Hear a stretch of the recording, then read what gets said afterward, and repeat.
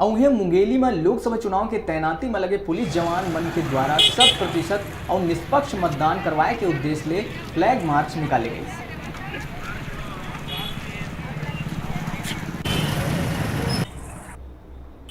आज मुंगेली जिला में फ्लैग मार्च किया गया